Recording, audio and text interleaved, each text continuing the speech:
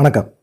அதிமுக எம்எல்ஏக்கள் எல்லாம் தாவேக்கால தாவிரலாம் அப்படிங்கிற ஒரு எண்ணத்தில் இருக்கும்போது, இந்த மாதிரி சூழ்நிலையில் செங்கோட்டையன் நேற்று பேசியிருக்கார். என்ன பேசியிருக்காரு அப்படின்னா, ஒரு 10 எம்எல்ஏக்கள் வந்து தாவேக்கா சைடு வர்றதுக்கு ரெடியாக இருக்கிறாங்க அப்படிங்கிற ஒரு குற்றச்சாட்டை சொல்லியிருக்காரு. இன்றைக்கி பார்த்தீங்கன்னா, டிடிவி தினகரன் கூட இன்றைக்கி செய்தியாளர் சந்திப்பில் பேசும்போது கூட அவர் கூட சொல்லிக்கிட்டு இருக்காரு, எடப்பாடி தலைமையில் வந்து அதிமுக ஒற்றுமையாக செயல்படணும், அதிமுக மீட்டெடுக்கிறதுக்கு எடப்பாடி தலைமை மிக முக்கியம் அப்படிங்கிற மாதிரி பேசியிருக்காரு. நாங்கள் அதிமுகவில் தான் இருக்கிறோம், அதிமுக கூட்டணியில் தான் இருக்கிறோம் அப்படிங்கிற மாதிரி பேசியிருக்காரு. செங்கோட்டையன் நேற்று 10 எம்எல்ஏக்கள் தாவேக்கா சைடு வரப்போகிறாங்க அப்படின்னு பேசினதுக்கும், இப்போ டிடிவி தினகரன் வந்து அதிமுகவோட இணைஞ்சு பணியாற்றுனா அதிமுக ஒற்றுமையாக வலுவாக இருக்கிறதுக்கான வாய்ப்புகள் அதிகமாக இருக்குது அப்படின்னு சொல்லியிருக்கிறாங்க. இந்த 2 பேர் பேசினாங்களே, இவங்க விஷயங்கள் தான் இப்போது அரசியல் வட்டாரத்தில் பரபரப்பாக பேசப்பட்டுக்கிட்டு இருக்குது. காரணம் வந்து என்ன அப்படிங்கிறத இந்த வீடியோவில் பார்க்கலாம். அதுக்கு முன்னாடி முதல் முறையாக நம்ம சேனலில் வந்து பார்க்குறீங்க அப்படின்னா சப்ஸ்கிரைப் பண்ணிடுங்க. ஒவ்வொரு சப்ஸ்கிரைபும் பார்த்திங்கன்னா மனசுக்கு அது ஒரு சந்தோஷம், உற்சாகத்தை கொடுக்குது. 2வது பார்த்திங்கன்னா லைக் பண்ணிடுங்க, கமெண்ட் பண்ணிடுங்க, ஹைப் பட்டனை மறக்காமல் அனுப்பிச்சி விடுங்க. அப்போ தான் வந்து பார்த்திங்கன்னா நல்லாயிருக்கும். தாவேகாவில் வந்து எம்எல்ஏக்களை விலைக்கு வாங்க வேண்டிய அவசியமே கிடையாது. தாவேகா வந்து எம்எல்ஏக்களை வந்து விலைக்கு வாங்குறாங்க அப்படிங்கிற ஒரு குற்றச்சாட்டை வைக்கிறாங்க. விலைக்கு வாங்குகிற அளவுக்கு அதிமுக தாவேகா வந்து பலகீனமாக இல்லை. தாவேகா வந்து இப்போ மக்கள் மத்தியில் ரொம்ப பலமாக இருக்குது அப்படின்னு சொல்லியிருக்காங்க. இன்றைக்கி கூட பார்த்திங்கன்னா முதலமைச்சர் விஜய் கூட அன்னபூரண திட்டத்தில் 3 சிலிண்டர் ஃப்ரீயாக தரோம் அப்படின்னு சொல்லியிருக்காரு. வந்து தேர்தல் சமயத்தில் என்ன சொன்னார், நீங்கள் வந்து ஒரு 6 சிலிண்டர் உங்களுக்கு ஃப்ரீ, நான் ஆட்சிக்கு வந்தால் உங்களுக்கு வருஷத்துக்கு ஒரு 6 சிலிண்டர் ஃப்ரீ, எல்லா பெண்களுக்கும் ஃப்ரீ அப்படின்னாரு. இப்போ வந்து சில ரெஸ்ட்ரிக்ஷன்லாம் கொடுத்துட்டார். என்ன கொடுத்துட்டாருன்னா 3 சிலிண்டர் தரோம், 3 சிலிண்டர் வாங்கிக்கோங்க, ஆனால் வருஷத்துக்கு நீங்கள் 2.50 லட்சத்துக்கு மேலே சம்பாரிச்சிங்கன்னா முடியாது அப்படின்ட்டாங்க. ஒரு சாதாரணமாக ஒரு ஹோட்டலில் ஒரு மேனேஜராக இருக்கார் அப்படின்னா அவருக்கு மாதம் வந்து ஒரு 25,000லேருந்து 30,000 வரும். அப்படிப்பட்ட ஒரு சூழ்நிலையில் ஒரு 20,000 நீங்கள் சம்பளம் வாங்கினாலும் உங்களுக்கு சிலிண்டர் வர்றதுக்கு வாய்ப்பே கிடையாது. அப்படி ஒரு சூழ்நிலை ஆகிப்போச்சு. அப்போ அதுக்கு கீழே இருக்கவங்களுக்கு மட்டும்தான் வருஷத்துக்கு 3 சிலிண்டர். ஆனால் முதலமைச்சர் விஜய் என்ன சொன்னார் தேர்தல் பிரச்சாரத்தில், எல்லா குடும்பத்துக்கும் சிலிண்டர் ஃப்ரீ, அதுவும் 6 சிலிண்டர் ஃப்ரீ அப்படின்லாம் சொன்னார். ஆனால் இப்போ கிடைக்கலையே, என்ன பண்ணுறது அப்படின்னா அப்படி தான் அப்படிங்கிற மாதிரி இருக்குது. பரந்தூர் விமான நிலையத்தையும் பார்த்திங்கன்னா நாங்கள் அங்கே விமான நிலையம் அமைக்க மாட்டோம் அப்படிங்கிற மாதிரி ஒரு விஷயத்த சொல்லிட்டார்.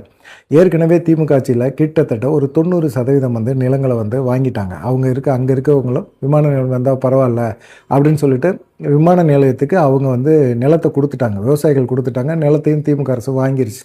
இப்போ 90% முடிஞ்சிருச்சு. இப்போ 10% தான், ஒரு கிராமத்து மக்கள் மட்டும்தான் வந்து இந்த பரந்தூர் விமான நிலையத்துக்கு எதிர்ப்பு தெரிவிச்சிருக்காங்க. அவங்கள சமாதானப்படுத்தி அங்கே விமான நிலையம் கொண்டு வரது நல்லது. ஏன்னா இன்டர்நேஷ்னல் ஒரு விமான நிலையம் சென்னைக்கு அருகே இருந்தால் தொழில் வளம் அதிகப்படும் அப்படின்னு தான் திமுக தொலைநோக்கு பார்வையில் செயல்பட்டுருக்காங்க. ஆனால் இவருக்கு ஆரம்பத்துலேருந்தே பரந்தூர் விமான நிலையம் விவசாயிகளை பாதிக்கப்படக்கூடிய நிலம் அப்படிங்கிறனால, இல்லை நாங்கள் சப்போர்ட் பண்ண மாட்டோம், நாங்கள் ஆட்சிக்கு வந்தால் பரந்தூர் விமான நிலையத்தை கொண்டு வர மாட்டோம்னு சொல்லியிருந்தார். அதை இப்போ இன்றைக்கி நிறைவேற்றிருக்கார், சட்டசபையில் இன்றைக்கி சொல்லியிருக்கார். சரி, அது ஒரு மிக முக்கியமான ஒரு குற்றச்சாட்டே கிடையாது. என்னன்னு கேட்டிங்கன்னா, இப்போ 90% நீங்கள் நிலம் வாங்கியிருக்காங்களா, திமுக ஆட்சியில் நிலம் வாங்கியிருக்காங்களா, அந்த விவசாயிகளுக்கு நீங்கள் என்ன பதில் சொல்வீங்க? அது விவசாய நிலம் இல்லை, நாங்கள் வேறு இதுக்கு யூஸ் பண்ணுறோம், வேறு எதுனா என்னத்துக்காக யூஸ் பண்ண போகிறீங்க அப்படின்னு சொல்லி தான் முன்னாள் அமைச்சர் தங்கம் தென்னரசு சொல்லியிருக்கார். சரி, இதெல்லாம் விட்டுருவோம். 10 எம்எல்ஏக்கள் வந்து அதிமுகவிலேருந்து தாவேக்காவுக்கு வர்றாங்க அப்படின்னு சொல்லி செங்கோட்டையன் சொன்னது, எடப்பாடி பழனிசாமி தலைமையில் வந்து அதிமுக பலப்படும் அப்படின்னு சொல்லி டிடிவி தினகரன் பேசுனது, இது சம்பந்தமான ஒரு விஷயங்களை தான் பார்க்க போகிறோம். ஏன்னு கேட்டிங்கன்னா, ஏற்கனவே அதிமுகவில் வந்து ஒரு 6 எம்எல்ஏக்கள் வந்து வந்துட்டாங்க. அதே போல் வந்து பார்த்திங்கன்னா ஒரு 10 எம்எல்ஏக்கள் அப்படின்னு சொல்கிறார் செங்கோட்டையன் சொல்கிறார். 10 எம்எல்ஏக்கள்லாம் கிடையாது, போய் 25 எம்எல்ஏக்கள் கூட இப்போ தாவேக்காவுக்கு வர்றதுக்கு தயாராக தான் இருக்கிறாங்க அப்படிங்கிற மாதிரி தான் இருக்குது. இன்னும் ஒரு 6 மாதம் போகிறோங்க, ஒரு 6 மாதம் வெயிட் பண்ணுங்கள். 6 மாதத்துக்குள்ளே மிச்சம் மீதி எல்லாமே வந்து எடப்பாடி பழனிசாமியை விட்டுட்டு எல்லாமே தாவேக்கா சைடு வந்துடுவாங்க அப்படின்னு செங்கோட்டையனோட அந்த பேச்சு இருக்குல்ல, அந்த பேச்சு தான் இப்போ அதிமுகவில் ஒரு பூகம்பத்தை கிளப்பியிருக்கு. ஏன்னா செங்கோட்டையன் வந்து நேரடியாகவே எடப்பாடி பழனிசாமியை அட்டாக் பண்ணியே பேசுகிறாரு. எடப்பாடி பழனிசாமிக்கு செங்கோட்டையனுக்கு மனக்கசப்பு இருக்குது, பயங்கரமான இருக்குது. எடப்பாடி பழனிசாமி ஒரு டார்ச்சர்னால தான் அவர் செங்கோட்டையன் தாவேக்கா சைடே போனார். செங்கோட்டையன் பேச்சை எடப்பாடி பழனிசாமி கேட்டிருந்தார் அப்படின்னா இன்றைக்கி அதிமுக வந்திருக்கும். அதே போல் வந்து 2 கட்சியில் இருக்க முக்கியமான தலைவர்கள் எல்லாமே பேசினது தாவேக்காவை கூட்டணிகளை கொண்டு வரதுக்கு. ஆனால் அதுக்கு வந்து ஒத்துக்கவே இல்லை. எடப்பாடி பழனிசாமி ஒத்துக்கல. அவங்க கேட்குற ஒரு 60 தொகுதி 70 தொகுதி அப்படின்னு கேட்கும்போதெல்லாம் விஜய்க்கெலாம் என்ன பெருசாக இருக்க போகுது, 10லேருந்து ஒரு 15% இருக்குமா, பெருசாக ஒன்றும் இருக்காது. சிரஞ்சீவிலாம் கட்சி ஆரம்பித்தார், ஆந்திராவில் பெருசாக ஜெயிச்சாரா, இதோட மாசா கும்பல் கட்டினார், என்னத்தை கட்டினார், ஒரு 10% வாங்கினார். அதே போல் தான் விஜயும் ஒரு 10% இல்லை ஒரு 15% ஓட்டுகளை வாங்குவார். மற்றபடியெல்லாம் பெருசாலாம் அவர் வாங்குறதுக்கு வாய்ப்பே இல்லை அப்படின்னு சொல்லி கூட்டணிக்குள்ளே தாவேக்கா கொண்டு வரதுக்கும் இல்லை தாவேக்காவுக்கு ஒரு 60 சீட்டு கொடுக்கறதுக்குமே எடப்பாடி பழனிசாமி யோசித்ததன் விளைவு இன்றைக்கி எதிர்க்கட்சியாக கூட அவரால் இருக்க முடியல அப்படின்னு சொல்லி சொல்கிறாங்க. ஆனால் செங்கோட்டையன் வந்து ஓவராக கொஞ்சம் பில்டப்பும் கொடுக்குறாரு. ஏன்னா எடப்பாடி எம்ஜிஆருக்கு அப்புறம் ஜெயலலிதாவுக்கு அப்புறம் மக்களை வந்து ஒரு கவர்ந்த ஒரு தலைவர் அப்படின்னா அது விஜய் தான். விஜய் வந்து முதலமைச்சராக இருக்கிறாரு, நாளைக்கு பிரதம மந்திரியாக கூட ஆவார் அப்படின்னு சொல்கிறாரு. இப்போ அதெல்லாம் முக்கியமான மேட்டரே கிடையாது. 10 எம்எல்ஏக்கள் அப்படின்னு சொன்னது, செங்கோட்டையன் சொன்னது யார் அப்படிங்கிற ஒரு கொஸ்டின் தான் இப்போ அதிமுக வட்டாரத்தில் இதாக இருக்குது. ஏன்னா பொதுவாகவே வந்து பார்த்திங்கன்னா எல்லா எம்எல்ஏக்களும், அதிமுக எம்எல்ஏக்கள் தொடர்ந்து பார்த்திங்கன்னா தாவேக்காவோட ஒரு தொடர்பில் இருக்கிறாங்க. செங்கோட்டையனோட நல்ல பழக்கத்தில் இருக்கிறவங்கலாம் இப்போ எம்எல்ஏவாக இருக்கிறாங்க.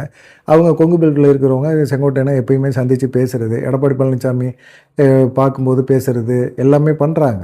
இவங்க வந்து தொகுதி சம்மந்தமாக நாங்கள் பேசுகிறோம் அப்படின்னு சொல்கிறாங்க. எடப்பாடி பழனிசாமி வேறு வழி கிடையாது, அவங்கள கட்டுப்படுத்த முடியாது, அதட்ட முடியாது, கட்சியை விட்டு நிப்பாட்ட முடியாது. நிப்பாட்டினா எடப்பாடி பழனிசாமியை தவிர, அக்ரி கிருஷ்ணமூர்த்தியை தவிர வேறு யாருமே அதிமுகவில் இருக்க மாட்டாங்க. அதனால் என்ன நினைப்பில் இருக்கிறாங்க அப்படிங்கிற டவுட்டில் அவருமே இருக்கிறாரு. திடீர்னு செங்கோட்டையன் ஒரு 10 எம்எல்ஏகள் இப்போ தாவேகா சைடு வரப்போகிறாங்க அப்படின்னா என்ன பண்ணுறது?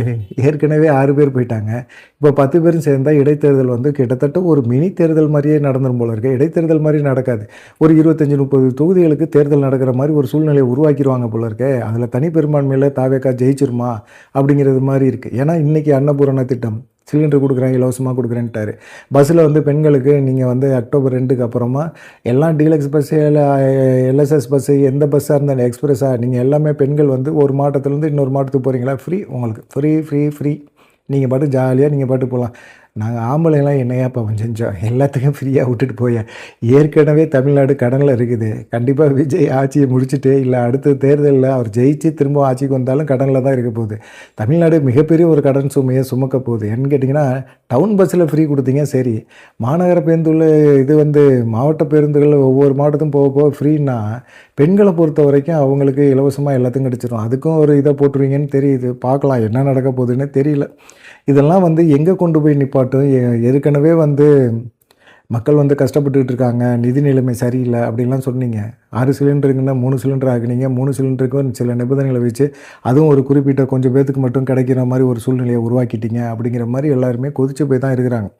சரி, இப்போ வந்து பார்த்திங்கன்னா அதிமுகவை பொறுத்த வரைக்கும் சிவி சண்முகம் தரப்பு, வேலுமணி தரப்பு இவங்களுக்குள்ள ஒரு பிரச்சனை இருந்துக்கிட்டே இருக்குது. சிவி சண்முகம், வேலுமணி இவங்கெல்லாம் ஒரு அண்டர்ஸ்டாண்டிங்கில் இருக்காங்க. சிவி சண்முகத்துக்கும் வேலுமணிக்குமே ஒரு கருத்து வேறுபாடு இருக்குது. வேலுமணி என்ன சொல்கிறாரு, சசிகலா, டிடிவி தினகரன் இவங்கெல்லாம் கட்சிக்குள்ளே கொண்டு வாங்க அப்படின்னு சொல்கிறாங்க.